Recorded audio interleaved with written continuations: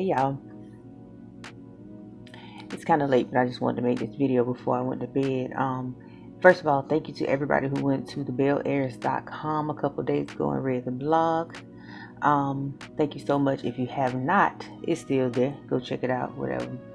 But in writing that, the name of that blog was At the Intersection of Spirit and Truth, something like that. Anyway, but in studying, like I said, I do it for myself. Like I don't claim to be no teacher, nothing like that. But it's just for my own self. Like for me, at the most basic level, I feel like we all need to be spiritually grounded. So, with that being said, I came across some information about chakras and if you don't know what chakras are, those are energy centers inside of your body. There's 7 main ones, 13 total that I found in my research, but 7 main ones that people focus on. And they're identified by different colors, and they're located in different areas of the body. The root chakra being the lowest, it's the most basic level, your root chakra, and it's identified by the color red.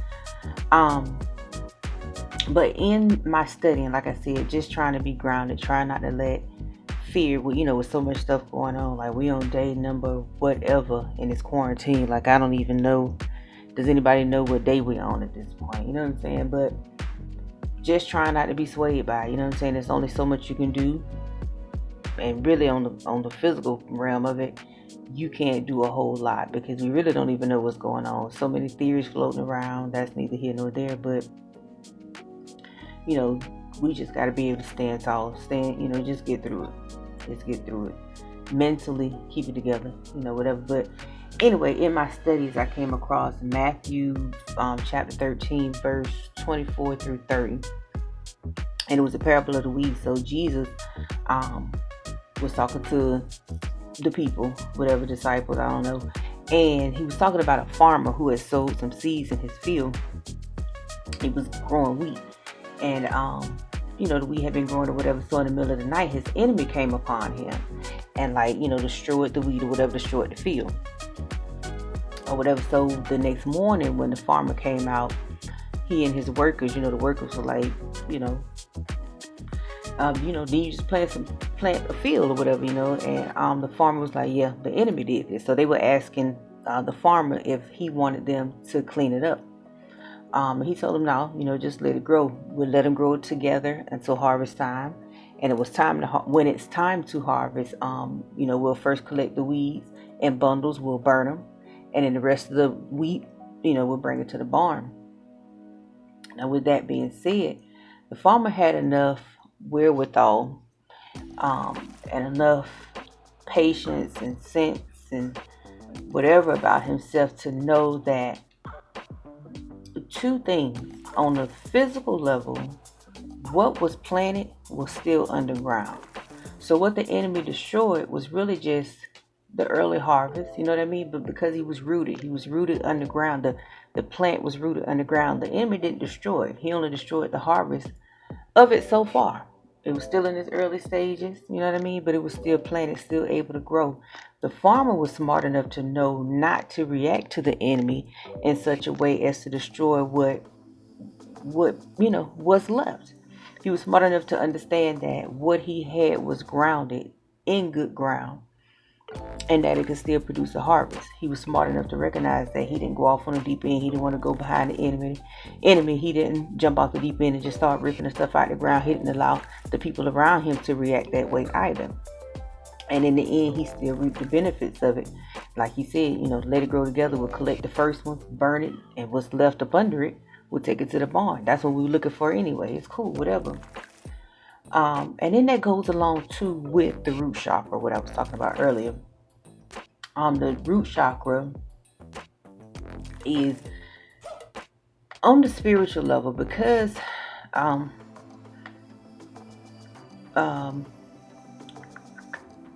John verse 4:24,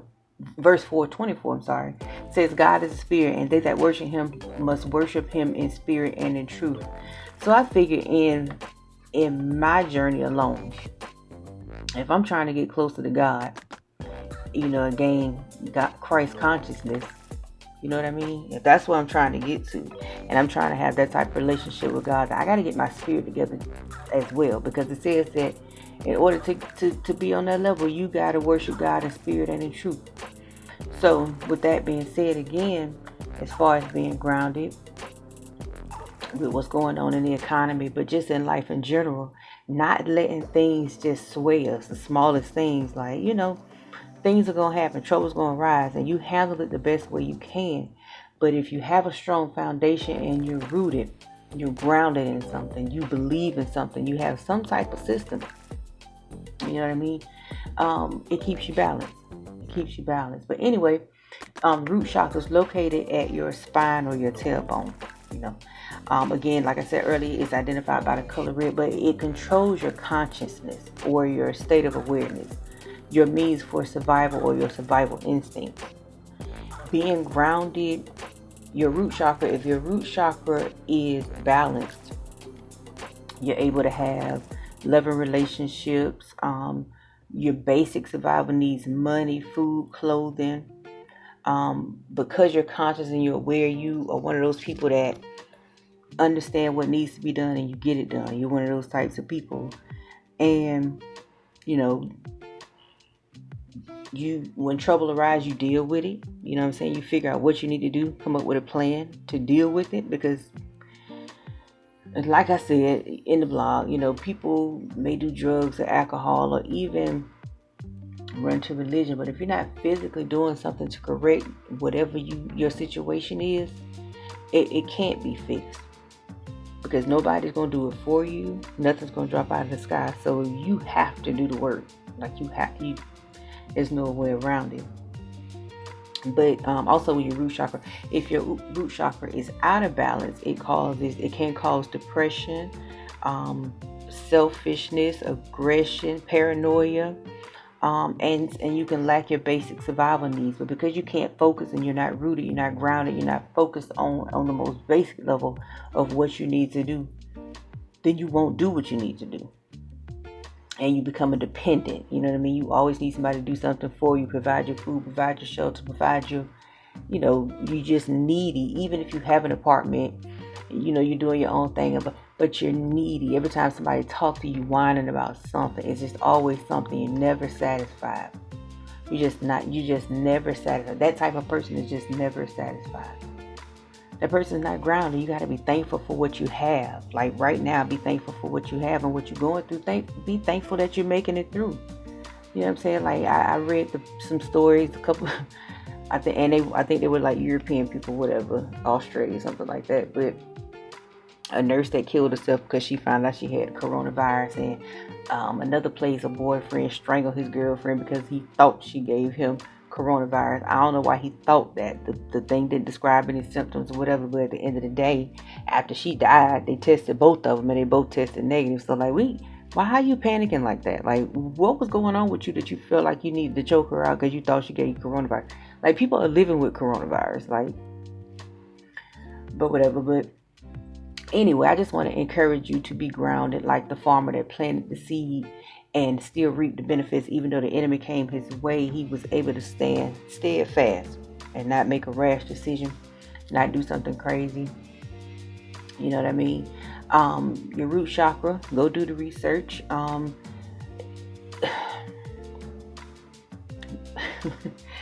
was going to start on Pastor Jamal Brown, but I ain't going to do it. But yeah, just do the research.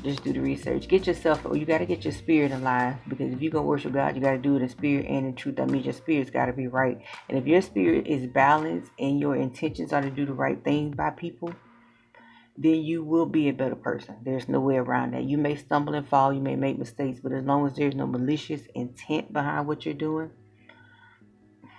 God is a forgiving God, and you got to forgive yourself, and you got to be able to move on. So again, that goes back to spirit. Like, you can ask God for forgiveness, but unless you can forgive yourself and move on, it won't work.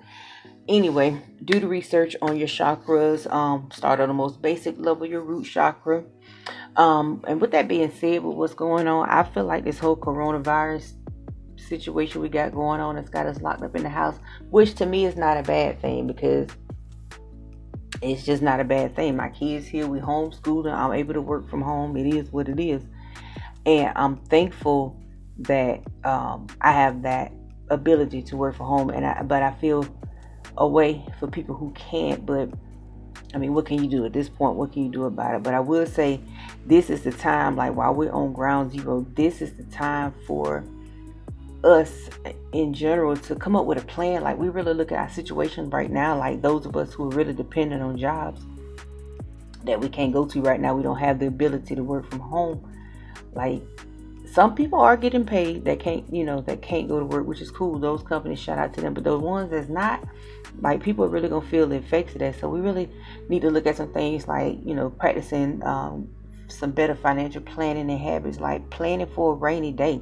Like, if it wasn't this, this is really extreme. Like, this is really, really extreme, but if it wasn't this, things are always going to arise. Even if you're an entrepreneur and you already have a business, small business owners not even dependent on jobs, if you have a business, things are going to happen. So what do you have aside? Do you have something set aside for a rainy day? Like, can you go 2 or 3 months without depending on a paycheck from your job or continuous business at a storefront or something like that? Or even if you have an online business, other people are out of work, so they can't necessarily make purchases from your website, that type of thing. So just practicing good financial habits, and just coming up with a financial plan. Get with a financial advisor if you need to, or whatever. We need to start saving more than we spend. Creating an emergency fund. Like I said, that 2 to 3 months. It's sad to say, but a lot of us can't go more than 2 paychecks without being, like, for real messed up. Like, so many of us are living check to check. That's crazy.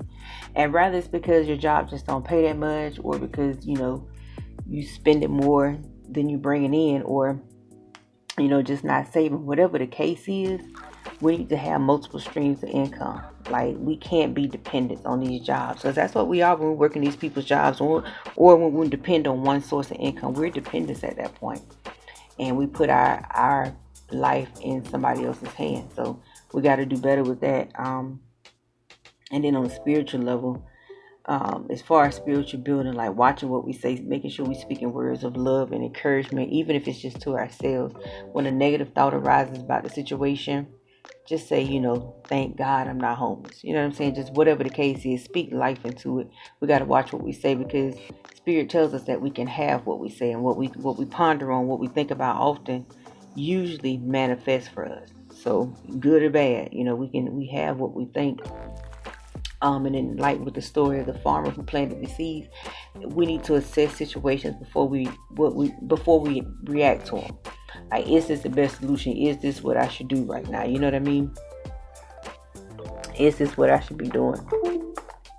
Sorry, I had to unplug the charger. Is this what I should be doing, though? Just assess the situation. Don't be rash. Don't make decisions that'll get you in trouble. Don't let stuff trick you off the street, like we like to say.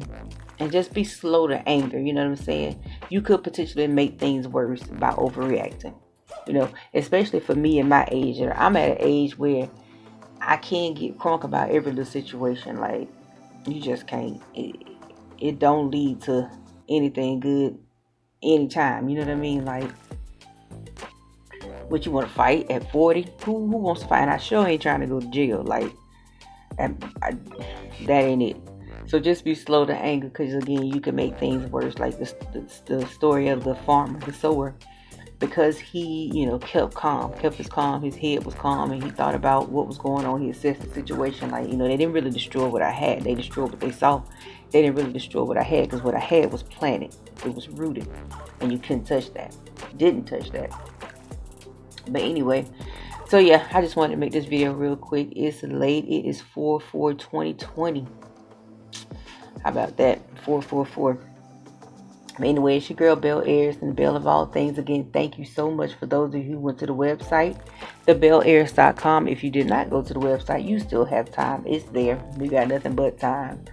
And go do your research on your chakras, starting with the root chakras. My inbox is always open if you have questions. Again, I do not claim to be a teacher. I just be talking. I just be talking, y'all.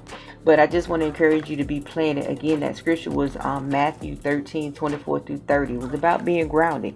What you doing, putting what you do into deeper. If you know what you're doing is planted, is rooted, is planted in something good, it will prosper. It doesn't matter what the enemy brings your way. So I just want to remind you that Matthew 13:24-30. Pastor Jamal Bryan say we shouldn't burn sage, but I could burn sage and read the Bible to him who he think he is. And he over there charging the people $150 for them COVID-19 tests. You know Jamal Bryan, you need. I ain't gonna start tonight, it's too late. But I'll talk to y'all later. Bye.